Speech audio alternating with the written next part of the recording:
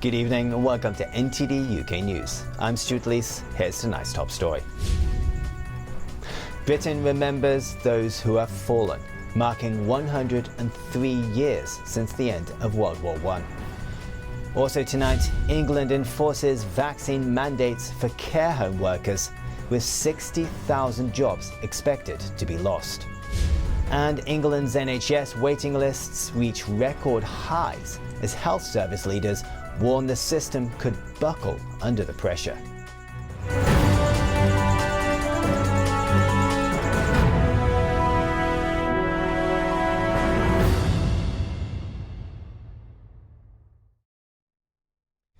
A day of remembrance. Events took place today across a number of locations, each observing a 2-minute silence for those that have fallen during the First World War. A ceremony at London's Cenotaph War Memorial saw wreaths of poppies laid as ceremonial guards paid their respects. NTD's Neil Woodrow was there. Here at the Cenotaph in Whitehall, London, Armistice Day is commemorated. The armistice brought an end to the First World War, with Germans to evacuate invaded countries within 2 weeks. The armistice was signed on the 11th hour of the 11th day of the 11th month in 1918. This annual service of remembrance on November the 11th in London is organised by the Western Front Association, or WFA, who say the ceremony is held to remember the courage and comradeship of those on all sides who served their countries during the Great War. It also commemorates the end of the war and the armistice. Crowds gathered to watch and be a part of proceedings. Pipes and drums from the London Scottish Regiment led the procession.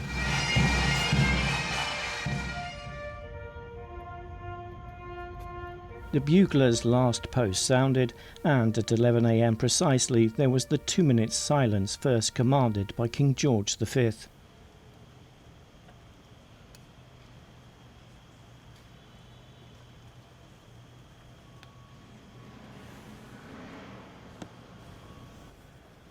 Wreath layers followed the buglers' playing of reveille, laying them to rest on the cenotaph. Prayers of remembrance were then spoken. Remember your holy promise and look with love on This gentleman pays his respects to those fallen during battle. So I'm very mindful of people who have given their lives. They gave their today for our tomorrows. And it's wonderful that people come and not celebrate but remember. And This lady's granddad fought in the war, though he never spoke about it. She said today is about saying thank you. I think we should remember that these men, some of only 16, in 15, 16, were out in hell. Those trenches were hell, but they didn't give up. They fought. And Second World War was even worse with the weapons they had then. But then our boys in the First World War had to deal with the mustard gas. It is 27 years since the WFA campaigned to reinstate the November 11th Armistice Day ceremony after it lapsed in 1946 in favour of Remembrance Sunday. This stirring ceremony has concluded here at the Cenotaph in London. Remembrance Sunday will follow this weekend. Neil Woodrow, NTD News, London. The Royal British Legion plays a major role in keeping the memory of those who have died in conflict alive, in part through its enduring poppy appeal that began in 1921. The Royal British Legion celebrates 100 years since its founding this year. From today, care home staff who haven't had both doses of the COVID-19 vaccine will lose their job. There's concerns the new law will worsen the existing staff shortage in the care sector, putting more pressure on the NHS, with tens of thousands leaving. It comes as the government announces COVID vaccines will be compulsory for all health workers in England from next spring. Here's NTD's Jane Well with more. Care workers in England are now required to be fully vaccinated to keep their jobs. While care providers support the vaccine, there are concerns over making it compulsory. Under this new law, the sector is expected to lose almost 60,000 staff.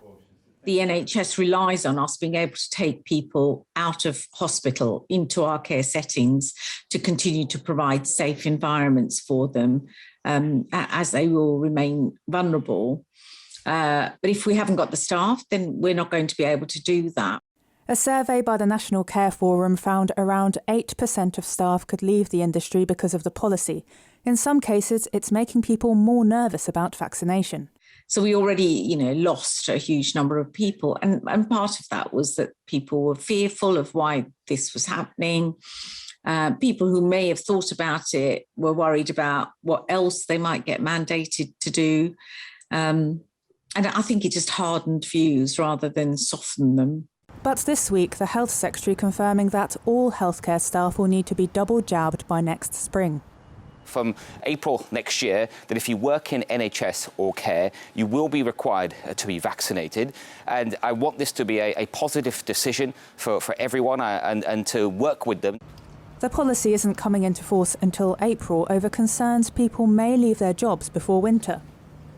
The Health Secretary said that around 100,000 NHS frontline healthcare workers are yet to get the first dose of the COVID-19 vaccine. We've heard experts criticise his vaccine mandate policy, though, saying that his focus only on vaccines is too simplistic, especially given the number of workers who are expected to leave the healthcare sector. And remember, there are some studies that have come out recently that show the role that natural immunity plays in preventing COVID-19 infection. Jane Worrell, NTD News, London. The number of people on NHS waiting lists in England is at a new record high as health service leaders warn the system is buckling under pressure. Health leaders say trying to clear the care backlog together with COVID and the usual winter admissions is putting hospitals under severe strain. Data from NHS England shows 5.8 million people were waiting to start treatment at the end of September. This is the highest number since records began in August 2007. The number of people having to wait more than a year to start treatment stood at over 300,000 in September, more than double the number waiting in September the previous year. The number of people admitted for routine treatment in hospitals, however, is returning to pre-pandemic levels. The husband of a detained British Iranian national has endured 19 days of hunger strike outside the Foreign Office in London. He's seeking to push the government to act in order to free his wife, who he says was wrongfully imprisoned by the Iranian regime. The Foreign Office met with an Iranian official today to discuss the release of British nationals and the Iranian nuclear deal. NTD's Malcolm Hudson has more on this. Richard Ratcliffe has been camped outside the Foreign Office for 19 days on hunger strike in protest of his wife's detention in Iran. This Thursday, an Iranian diplomat met with British officials to discuss the Iranian nuclear deal and the release of imprisoned British nationals. Ratcliffe said it was a breakthrough for Iran and the UK to speak. His wife, Nazanin Zaghari Ratcliffe, has been in custody since 2016. But when he was later briefed about the meeting, he felt let down at the lack of progress. Yeah, I came away disappointed from the meeting we had because it didn't feel like there'd been any progress. I told the Minister bluntly in the meeting it felt like no hope. I didn't see anything in their strategy that was going to stop Iran playing games, and I thought, there was no reason to stop this. So, I don't know, I think my expectations were that we might get a breakthrough. We have not had a breakthrough. Ratcliffe said he's had doctors keeping a check on his health. His 19 days of hunger strike have taken their toll, and he said he can feel his age. He plans to continue a little longer, take time off to recover, then review his next steps in the quest to free his wife. Malcolm Hudson, NTD News, London. A school bus carrying 60 children partially overturned in North Hykeham near Lincoln shortly before 8:30 on Thursday morning. Lincolnshire police said there were no serious injuries, but a 12-year-old boy suffered a broken arm and was taken to hospital. A 14-year-old girl was taken to hospital as a precaution. It is understood the bus was taking pupils to 2 local secondary schools. A police spokesman told the BBC the cause of the crash was not yet established, but the bus appeared to have gone onto a soft verge before falling against a hedgerow at the roadside. The River Thames was declared dead over 60 years ago, but a major report on the state of the river found the water quality has improved significantly. Many species are thriving, including seahorses and sharks. But scientists say rising water temperature and pollution still pose a risk. NTD's Joy Felix has the story.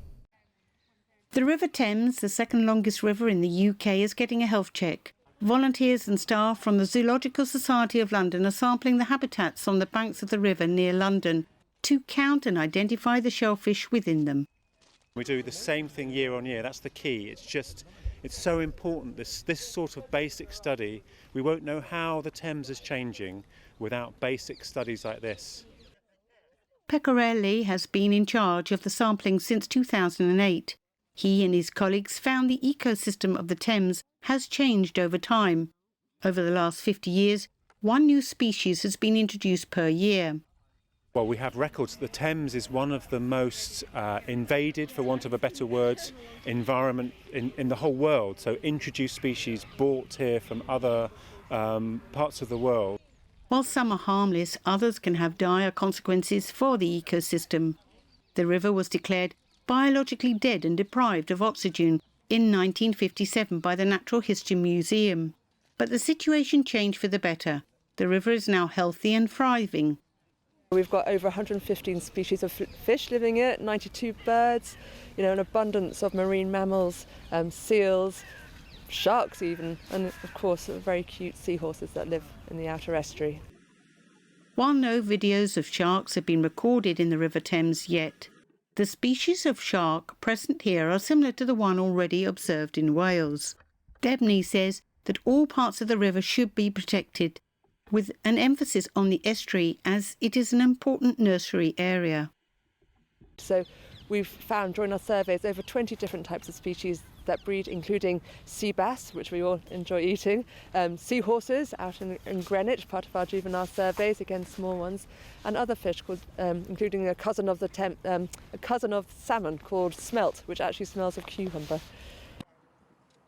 The Zoological Society of London published its major report on the state of the Thames on Wednesday. It warns of threats from rising water temperature and pollution.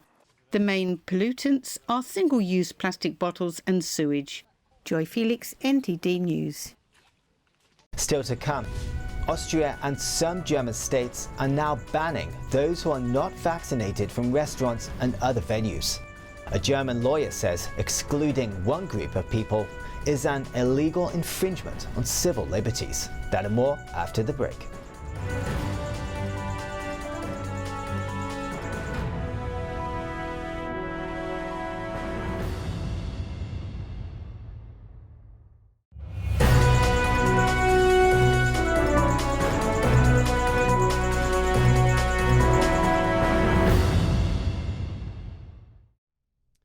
The conflict at Poland's border continued to escalate today as Europe is preparing sanctions against the Belarus regime and the airlines bring in migrants into the country. Shares in Russia's Aeroflot dropped as it was reported it could be sanctioned. Russia denied the allegations, calling sanctions against its national airline crazy. And Belarus leader Lukashenko weighed into the situation with threats to cut off Russian gas to Europe supplied by pipelines through his country. NTD's David English brings us this report. Shockwaves from the migrant standoff at Poland's Belarus border rattle Europe. The threat of a military confrontation is looming. The likely new leader of Germany says there will be a joint European response. Lukashenko is playing an inhumane power game with human lives.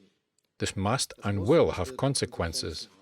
The EU is reportedly preparing tougher sanctions against the Belarus regime. The European Commission says it will also blacklist airlines that fly people to Belarus, who then attempt to cross into the EU. Bundesminister Heiko Maas. Germany's acting foreign minister says sanctions will be announced on Monday and will extend beyond the Belarus regime. No one involved in this human trafficking should go unpunished. This is a message to transit countries, the countries of origin, and the airlines taking migrants to Belarus. Gesellschaften, mit denen Migrantinnen und Migranten nach Belarus gebracht werden. Shares in Russia's Aeroflot dropped on Thursday after reports it could be one of the sanctioned airlines. Russia's foreign minister denies the accusations. Aeroflot doesn't have flights between Belarus's capital and the capitals of those countries from where migrants massively flee to Europe. A spokesperson for President Putin said Russia has nothing to do with what is happening in Belarus, calling Aeroflot sanctions crazy. But in a display of power and support, nuclear-capable Russian bombers patrolled Belarusian airspace for the second day running on Thursday. Germany's outgoing Chancellor Angela Merkel says she called Putin on Wednesday evening, asking him to have an impact on the Belarusian president. But Lukashenko responded with threats of his own on Thursday. We are warning Europe, and yet they threaten us with shutting the border. What if we cut off the natural gas supplies? Lukashenko's remarks raised new concerns about Europe's gas supply and prices. A pipeline that carries Russian natural gas to Germany passes through Belarus. Russian gas flows on the pipeline halved from Wednesday to Thursday. Countries bordering Belarus released a joint statement on Thursday, warning the migrant crisis could escalate into a military confrontation. Lithuania, Estonia and Latvia says Belarus poses serious threats to European security. And Ukraine says it will deploy thousands more troops to reinforce its frontier. But it's Russia, Belarus's biggest neighbour, that many hope can put the brakes on this conflict. David English, NTD News. Staying with the border crisis, a Polish human rights group says it is planning to sue Belarus at the International Criminal Court in The Hague. Thousands of migrants are trapped in the border area between Poland and Belarus, including families. Some say they were beaten by Belarus soldiers. NTD's Lily Zhou has the story. A Polish NGO said on Wednesday it was preparing a motion to the International Criminal Court in The Hague against Belarus over serious human rights violations. Grupa Granica monitors the border area between Poland and Belarus, where thousands of migrants are stuck, including families. We also urge the authorities and the European Union to engage into a real dialogue about the situation, because we do believe it's a European Union issue and can be resolved in a humanitarian and legal way only via a real cooperation of the European Union and Poland. Another representative of the group describes the conditions at the border for the migrants. Nie ma tam dostępu ani do żywności. There is no access to food or running water. There is no access to medical care. And we know that the migrants who are standing by the Polish border are in various health conditions. Przy polskiej granicy. A migrant from Syria who managed to cross into Poland said Belarusian security forces took him and other migrants in a van from the capital Minsk to the border. And at the border, Belarusian soldiers then allegedly caught and beat him. There is a Belarus soldier just this side. He kicked me in the face with his foot. So I passed off about a couple minutes. Broke my nose and broke a bone in here, and my eyes are swollen like that. Another migrant from Syria said Belarusian soldiers slashed holes in the border fencing and told migrants to cross. We have 100, maybe 100 and more, a lot, 100. And going to Poland. He cut the cheek. Who cut it? Belarus soldiers. And say go to Poland. Meanwhile, Belarusian authorities shared footage which appeared to show bloodied and injured migrants at a makeshift camp on the Belarus side, accusing Polish troops of using force against migrants. Все более жестко избивая беженцев и вытесняя их со своей территории. Belarus authorities say more than 2,000 migrants are staying on the Belarus-Poland border, with more arriving. The EU accuses Belarus of mounting a hybrid attack by pushing migrants across the border into Poland in revenge for sanctions the bloc imposed on Minsk. Lily Zhou, NTD News. Europe's drug regulator on Thursday recommended adding a rare type of spinal inflammation as a side effect of Johnson & Johnson's COVID-19 vaccine. Reports of this serious neurological illness called transverse myelitis were also at the heart of trial halts in the early stages of development of the vaccine. And German health authorities on Wednesday advised against the use of the Moderna COVID vaccine for people under the age of 30. This comes after evidence came out that Moderna's shot has a higher risk of cardiac inflammation. A French study this month showed that vaccines using mRNA technology were associated with an increased risk of hospitalization for inflammation of the heart muscle and the tissue surrounding the heart in younger patients. German, Finnish and French health authorities now recommend the Pfizer shot over Moderna's for this age group. Austria introduced new restrictions on unvaccinated people this week, banning them from restaurants and other venues and events. Not even a negative test result will allow them access. Several German states have been or are planning to introduce similar measures. That's in response to record high COVID infection rates. One German lawyer, though, says excluding one group of people is an illegal infringement on basic rights and threatens social cohesion. NTD's Eddie Aiken tells us more. Austria began this week what its chancellor called tightening the grip on the unvaccinated. The so-called 2G rule means banning people who haven't had COVID-19 or who are not vaccinated against it from restaurants, hotels, hairdressers and large public events. Government officials argue it's meant to protect people and incentivize more people to get the jab. Austria has around 65% of its population fully vaccinated. It's currently seeing one of the highest recorded infection rates in all of Europe. In neighbouring Germany, the country's recorded weekly infection numbers reached its own record high this week. In response, several states have begun to introduce 2G measures, and some experts now demand it nationwide. The spokesman for a German lawyers group calls 2G an illegal infringement on basic rights. Basically, one could speak of vaccine apartheid. Those who are vaccinated, those who have recovered, get access. The others are completely excluded from social events, from basic things like going to a restaurant. This is against human rights, and from my point of view, legally, completely unacceptable. You can't take away liberties and then give them back at will, or even just give them back to those who comply with the government and, for example, decide to be vaccinated. That is not the nature of civil liberties. The three German parties in talks to form a coalition government by early December have agreed not to introduce 2G, but leave it up to the states. The state of Saxony, with one of the highest recorded numbers of infections, was one of the first to introduce the 2G rule, preventing unvaccinated people from attending various public venues. One German virologist criticized this. He said since vaccinated people can also get infected and infect others, and that the 2G will give them a false sense of security. Harvard epidemiologist Dr. Martin Kulldorff says vaccinated people could be more infectious on average. He said due to having milder or no symptoms when infected, they don't stay home, and so are more likely to transmit the virus.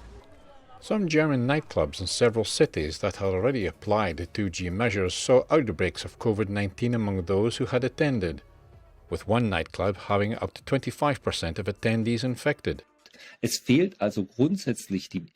So there's basically no evidence for any effectiveness of all these measures.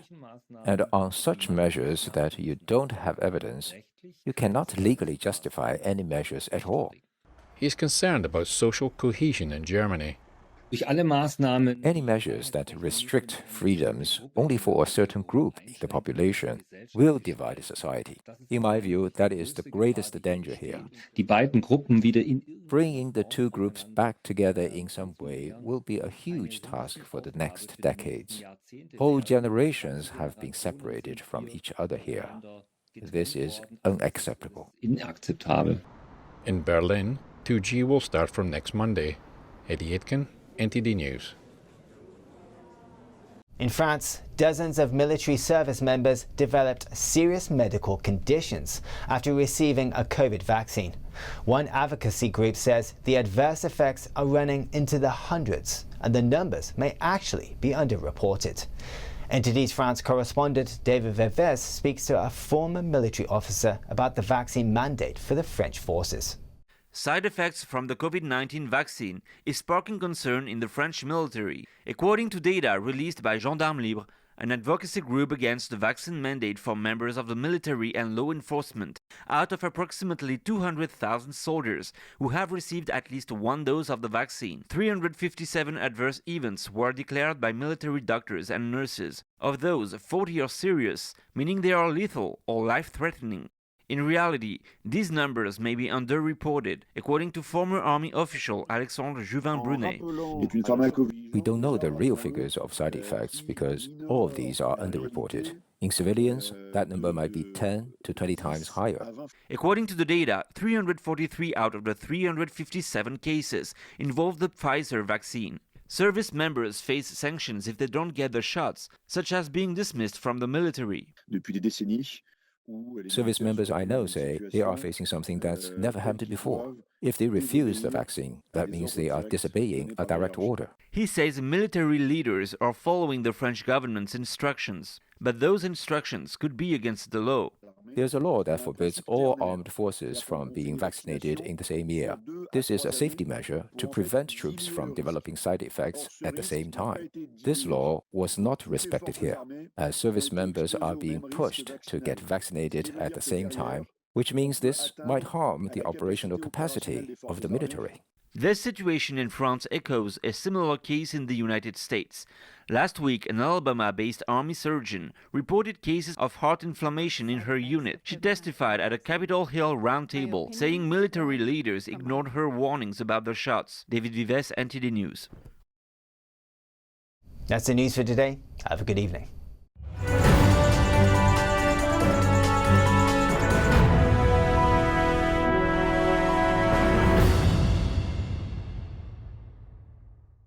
Thank you for watching our daily news show on YouTube. You can also watch our other programming on channel 190 on Sky TV or on Freeview via channel box on channel 271.